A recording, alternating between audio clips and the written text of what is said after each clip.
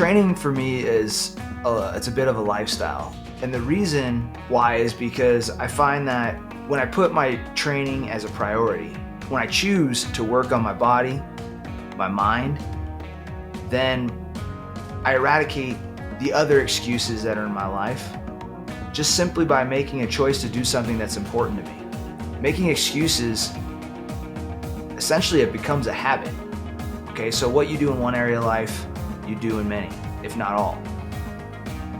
And so one of the main reasons why I train is to cut out the excuses in my life.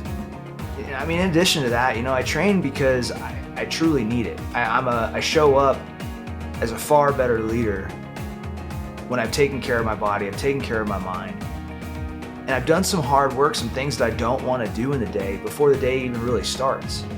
Really, it's a matter of feeling complete. I'm naturally competitive by nature, and I'm also a business owner, and I know that when I wake up and I go do a cold run or a snow run, or it's the end of the day and I go into jiu-jitsu practice, I go do some MMA, I know that my competitors in business aren't doing that. So for me, it's maybe call me crazy, but every single day I'm competing against an imaginary adversary. I'm competing against somebody that I think is probably cutting corners, talking themselves out of workouts, and I'm gaining a competitive edge against that person. So one of the reasons why I train is to separate myself from the masses. It's to do things differently than everybody else. Because the average person, especially in business, isn't training. And if I'm willing to do that, if I'm willing to put myself first, if I'm willing to do something hard in the day, what else am I gonna do? So why do I train? I train to fill my cup up. I train to help channel my focus. But I also train because I'm a competitive motherfucker and I want to beat people.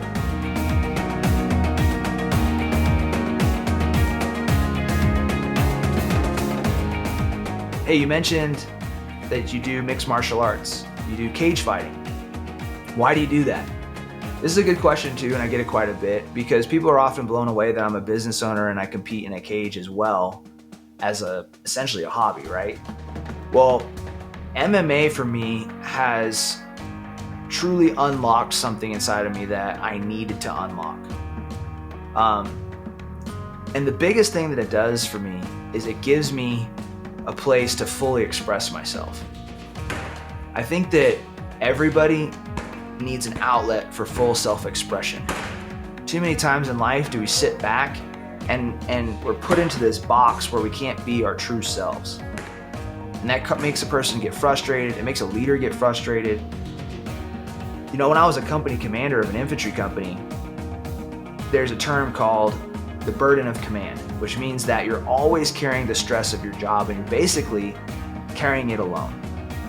Well, when you have an outlet where you can fully express who you are, that burden is not as heavy to carry. So MMA has been about full self-expression for me. That's what it's done selfishly, okay?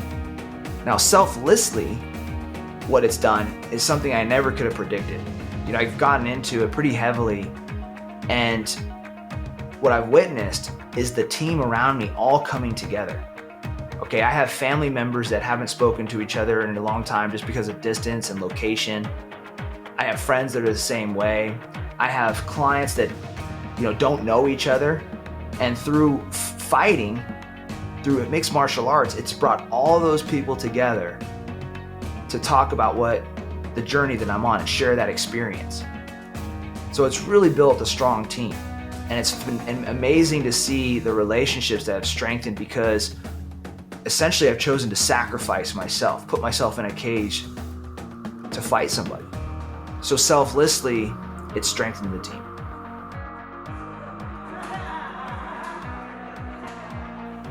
The other thing that MMA has done for me is it's given me a place to practice real time and demonstrate by example the tools and techniques that I teach in my coaching company, Conquer Academy.